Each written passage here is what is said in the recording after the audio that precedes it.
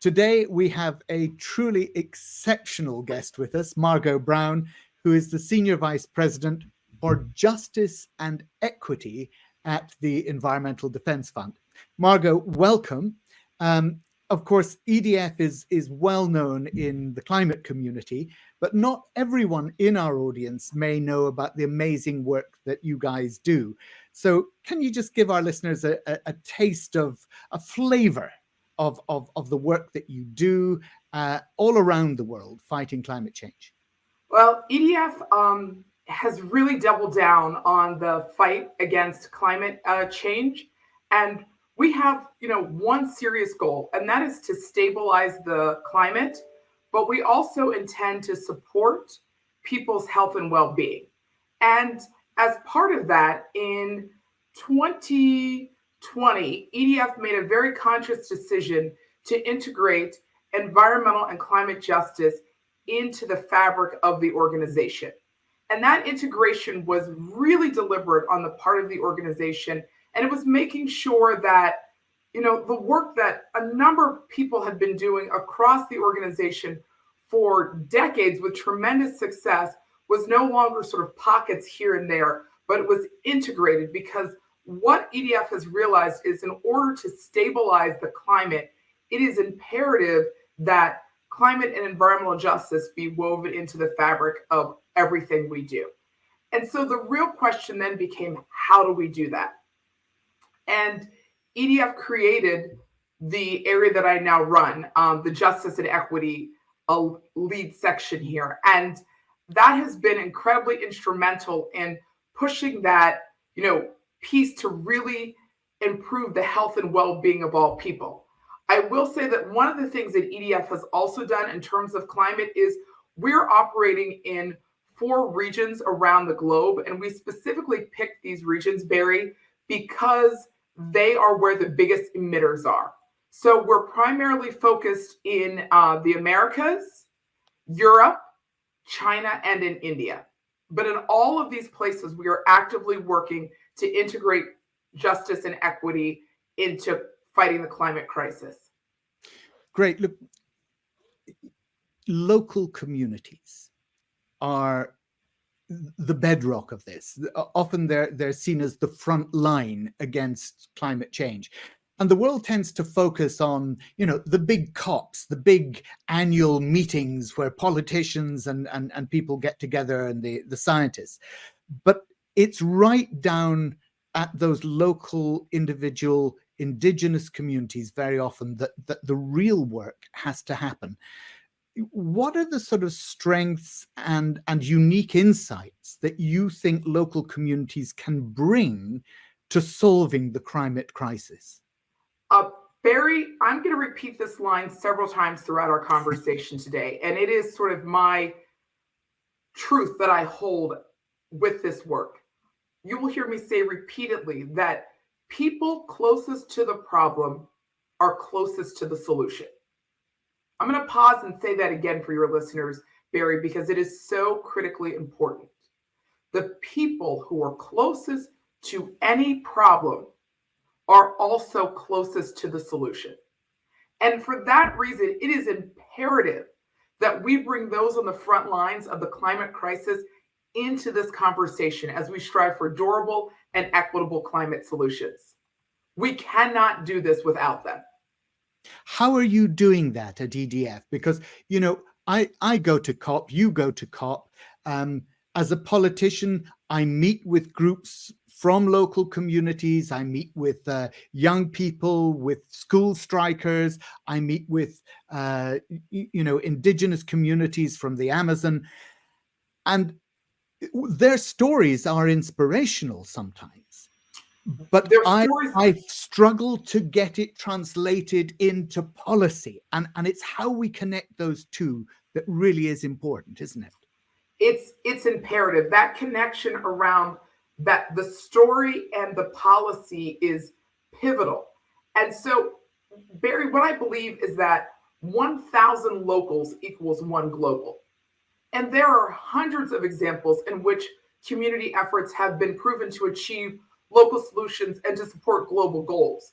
The real question that you're posing, Barry, is how do we scale these successes and how do we link that to policy?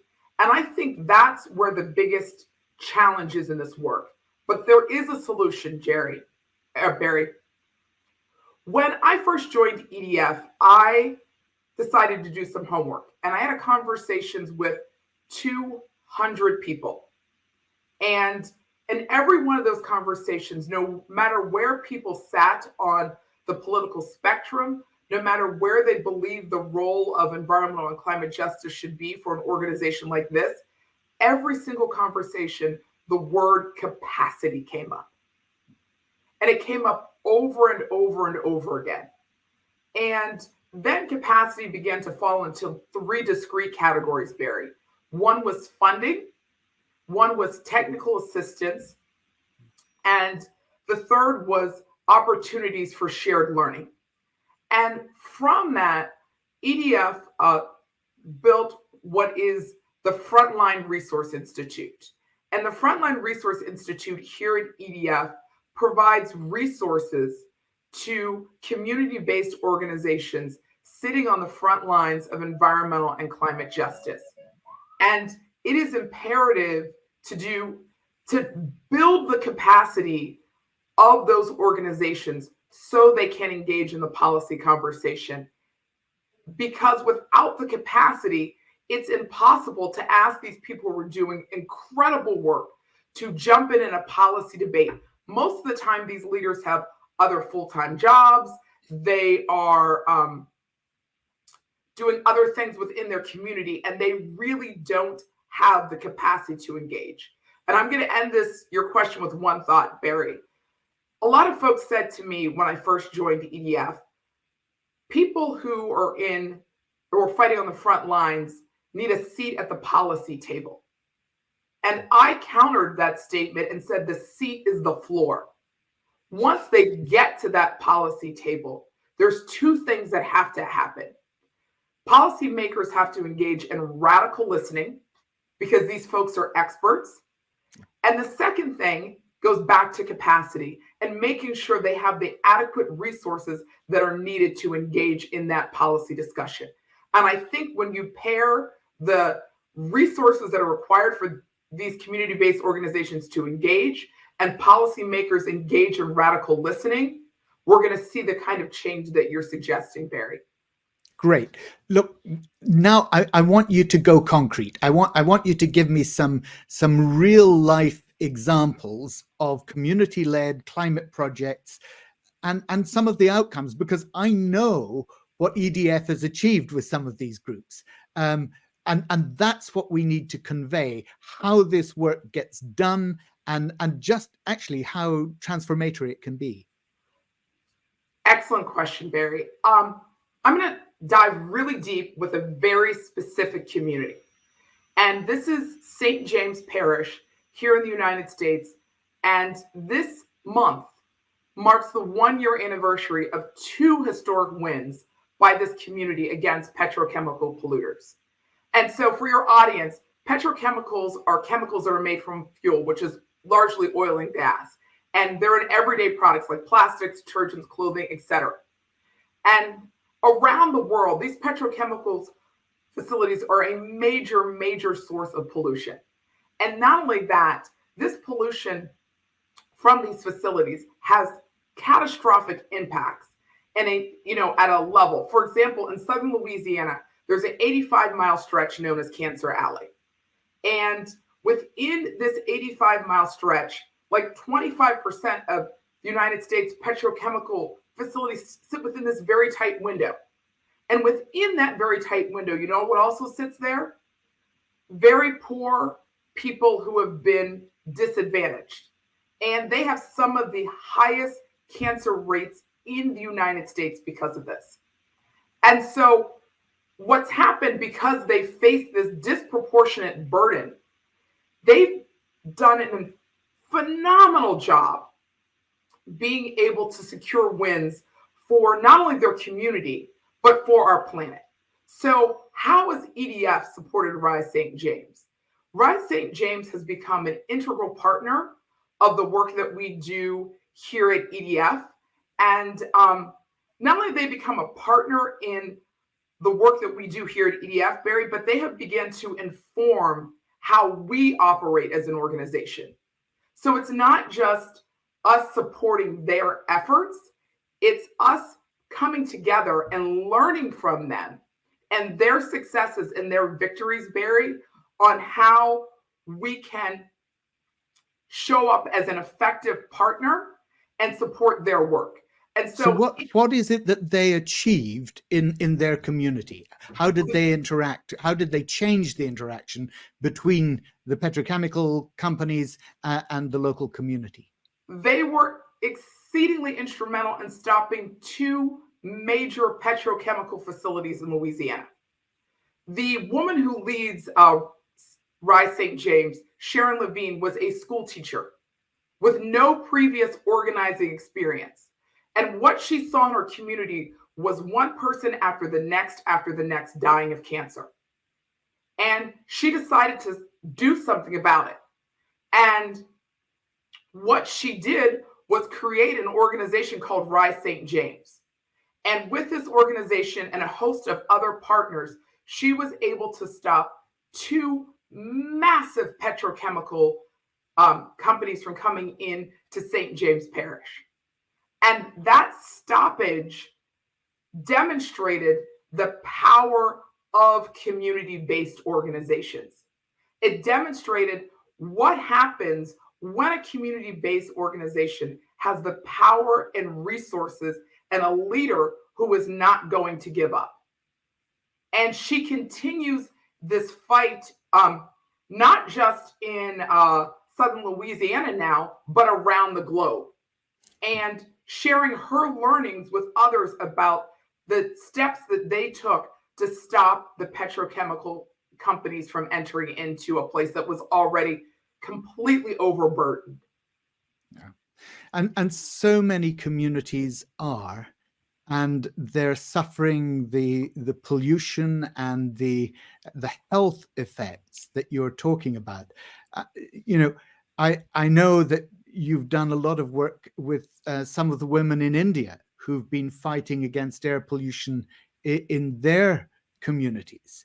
Can you tell us a bit about their fight, their struggle, how that is impacted on the community there? So that work is still fairly new here at EDF Barry. We've had some success there. What we know, and the reason why we've been working specifically in India and places like St. James Parish, is climate change is a threat multiplier. And so, in a place like India, where you have extreme air pollution, what's going to happen is climate change is going to layer on top of that. And as it layers, it becomes a threat multiplier. And it's going to exacerbate the inequities that we have already seen there. And EDF made the conscious decision to work with the women in India to address this problem because of threat multiplication. And it comes back to the point that I made at the start of our conversation, Barry. These women are closest to the problem. And by working with them, what we know is they will be closest to helping us develop lasting solutions. So it's not a solution that is imposed by EDF. It's not a solution that's imposed by someone else. It's a solution that is driven by the people who are living with the hazards in their communities. Yeah. And that you talked earlier about capacity. And I think in this instance, that was so important, wasn't it? Because you gave those women who had recognized the problem that their children and their whole families were suffering from the air pollution, but you gave them the capacity to become accredited social health care advocates. And they then were able to do that work within the community and have that status within the community, to be recognized and actually to get things done. Tell me, what are some of the practical steps that people can take within their community, or individuals who want to support community-led climate change? What are the lessons that other communities can learn about how to get involved, about how to begin projects like this? Well, Barry, you're hitting me with a lot of great questions today. The first thing that I would say, and this is a uniquely American perspective, so I would hope that your audience would take this with, some understanding. Whenever anybody asks me what's the most important thing that people can do, the answer is vote. As a politician, I've got to say I agree with you on that one. But let me dig in a little deeper there, Barry, because I'll give you a very US example. A year ago, we passed the Inflation Reduction Act. And that within the Inflation Reduction Act here in the United States, billions of dollars have been unlocked for communities like St. James Parish and organizations like Rise St. James. Billions upon billions of dollars are now flowing into those communities. Why are those dollars there? Those dollars are there because in the United States, we elected someone who knew that climate change was real. We elected someone who knew that these inequities had to be addressed. But you cannot stop with voting at the national level. It's now really important that people get engaged in local politics because that is where the decisions are going to be made that are going to impact people's daily lives, Barry. And so a lot of times here in the United States, people will show up for national election, but they don't show up for those local elections. For the mayor or the council member or somebody who's going to be determining where some of those federal dollars go and how they're spent. And so I think the first and most important thing that every citizen and every country can do is vote for politicians who've accepted the fact, and it is a fact, that climate change is real. And once you begin to vote in every election with folks who hold that belief, we're going to see a fundamental shift. The other thing that people in local communities can do is eat an apple one bite at a time. What does that mean, Margot? What eating an apple one bite at a time means, Barry, is there are so many climate problems, and it's so easy for people to get overwhelmed. Begin to focus on one thing or one issue that keeps you up at night. Because I always tell everybody, you can only eat an apple one bite at a time. But I think if you really engage in voting at all levels and you find one thing that moves you to act, you'll see a lot of movement across communities. Yeah. And, that's so true because you can only act where you are. You have to start locally. And, people say all politics is local, but you've got some fantastic examples in EDF of where that local politics has actually changed and become an incredible national scene. I'm thinking of the indigenous peoples in the Yasuni Park in Ecuador, where they said, look, they didn't want their land, which was indigenous forest, to become a drilling site for oil. And they campaigned locally, but they eventually campaigned to get a national referendum on this whole thing, didn't they? And EDF was intimately involved in facilitating that local becoming that national event. Quite incredible if you think about how that local power then resulted in that national referendum and the legislation then being passed. Yeah, we see this time and time again at EDF. I want to give you another recent example that was incredible. And this was some work that we did in Andros, Bahamas. So one of the things that I tell everybody, Barry, is you got to become a radical listener. And you got to hear the needs, the concerns of communities. And so in Andros, Bahamas, EDF has been working there for a very long time on fishing. And in 2021, members of our team were informed that there was a push to develop a limestone mine, which would have devastating impacts on the local community and also the surrounding ecosystems. And what we did was we partnered with an organization called the Communities and College Partnership Program. And they reached out to the American Geophysical Union, and together they put an incredible environmental impact statement of what was going to happen with this limestone mine. And this was really interesting, Barry, because what happened was everybody was all in. This mine was going to create jobs, and it was going to, be an amazing outcome for Andros. And the community members, with the support of C2P2 and EDF, learned that this actually was not the panacea that they were being sold. And not only was it not the panacea that they were being sold, but it was going to create so much harm. And through real radical listening and community outreach and engagement, EDF, C2P2 was able to stop this limestone mine. And I don't mean stop the limestone mine at a community level, at a parliamentarian level. And the mine has been halted. And these are the kind of examples where this was a very small community on an island in the Bahamas, but they were able to stop a limestone mine that would have had catastrophic impacts over the long term throughout the Bahamas.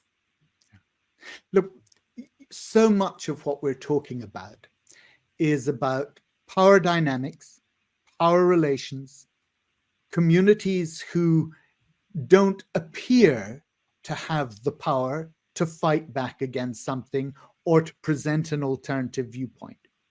And it seems to me that your particular role in EDF about social justice, about equity, is in some way about leveling up those power relationships.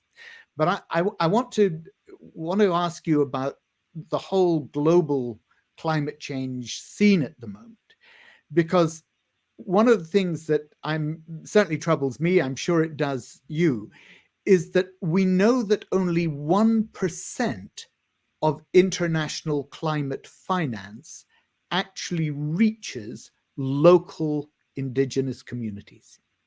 Now, if we're talking about capacity, if we're talking about leveling up that power dynamic, enabling people at the grassroots level, the people who are ultimately going to suffer from what the polluters are doing, then it's got to be more than that, hasn't it, Margot? It absolutely has to be more than that. And I'm going to provide you with a very specific and concrete example, Barry. I mentioned the Inflation Reduction Act here in the United States, and I mentioned that billions of dollars would be flowing to these organizations to, as you say, level up.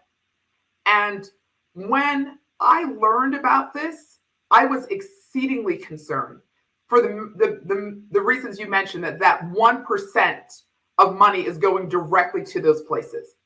So how do we shift that dynamic? The way that we're shifting that dynamic here through the Frontline Resource Institute is we've partnered with an organization called Writing for Green. Writing for Green, in 1 year, Barry, with one organization and a very small investment from EDF, was able to take a $30,000 investment and provide grant writing services for a community-based organization. And they were able to secure $25 million for one organization in 1 year. And right now, Writing for Green is working with a host of our partner organizations, and they have $100 million on the table that they are trying to secure with grant writing assistance for these groups. So within a very short period of time, we have the potential here at EDF to be able to work with an organization like Writing for Green to unlock hundreds of millions of dollars for frontline groups. This is a pittance, Barry. I want to be very clear. This is just the start of a larger movement. There are two other organizations that we've started working with. One is Grantable. And what Grantable does is it uses AI and Chat GPT to help low capacity organizations write a grant. Is it perfect? Absolutely not. But it is a far better starting place for someone who is so thinly stretched by resources. And the other organization, Nakodo, is now doing an incredible job where they're in the beta phase of a tool where this tool uses AI to scrape the entire internet and to help people find out where are the resources that they're actually able to get based on the profile of their organization. And when you bring all of these together, what happens is you begin to move the needle on that 1%. Right now in the United States, just within the Environmental Protection Agency, they will be distributing $3 billion to community-based organizations over the next 2 years. Wow. That is money that they have never seen before. And it is imperative that we work with organizations like Writing for Green and Grantable and Nakodo to ensure that those resources get in the hands of the people who need them and the people who can actually drive solutions. You know, when you mentioned that phrase, Writing for Green, and said this was something transformative, I was thinking, writing for green, what on earth could this, you know, what are they getting poets involved? And then when you explained it, it's just so simple, isn't it? Help the people who've no experience, never put in filled out a grant application form in their lives, to actually formulate one that's enabling their community to get resources to transform their local environment. It's quite brilliant. But of course, you know, that's the sort of innovative approach that we've come to expect from EDF. You know, doing something like that, as you say, what was it, $30,000 is all you needed to put into that, and yet the ramifications of it, just extraordinary. $3 billion now being able to flow into those communities and change climate justice. This is brilliant example. And look, so often we hear stories about different local community-led initiatives having ripple effects, the ways that they go beyond their immediate communities. Tell us how those local efforts, in your experience, can influence and shape those broader policies, can feed out to industry, and actually ultimately to global climate action.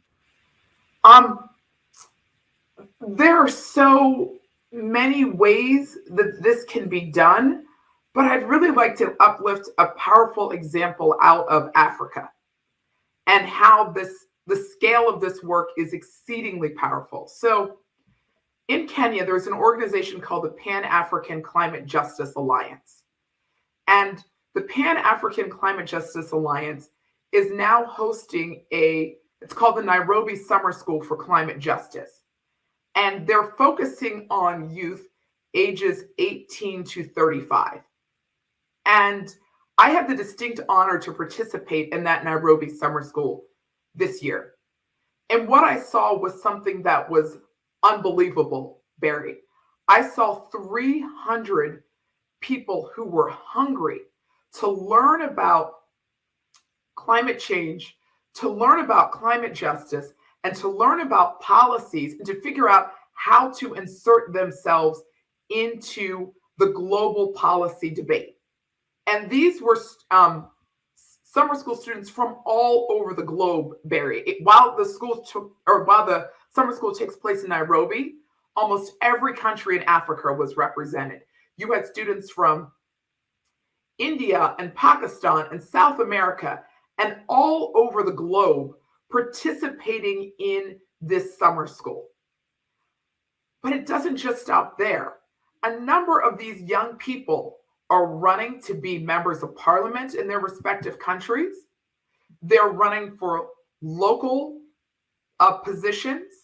They're also, working at various different stratas across their country. And, this year they had 2,000 applicants and 300 spots. Wow. And next year, the goal is to get to 500 spots. And you begin to think about, a ripple effect, Barry. Think about that. Yeah. Yeah. What does that look like in 10 years from now? It's global leaders. You're nurse bedding global leaders. You speak of Nairobi and Kenya, and of course I think of my great friend Wangari Maathai. She and I worked together. She did such amazing work on reforestation in Africa, and I was privileged to work with her on setting up the Congo Basin Forest Fund. And she was just one of those incredible women leaders who inspired everyone around them. And the work that she was able to do, of course, ultimately won her the Nobel Peace Prize. Just an incredible inspiration. And it's wonderful to hear that sort of work in Kenya, in Nairobi, is still going on, that young people are continuously being inspired in that way, and that they're going to go out back into their own communities, wherever they are in the world, and make that difference.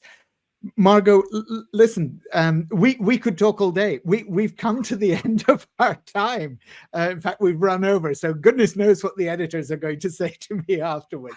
But it's just been a delight talking with you. It always is. And really just thank you so much for joining us today on Climate Clarifications. Well, thank you, Barry. And there is one thing that I want to leave your listeners with today. And it's the thing that I started with. And we have got to embrace this philosophy that the people closest to the problem are the people closest to the solution. And if we truly want to solve this climate crisis, it is imperative that everyone have a seat at the table with the resources they need to engage in creating real policy solutions. Amen to that.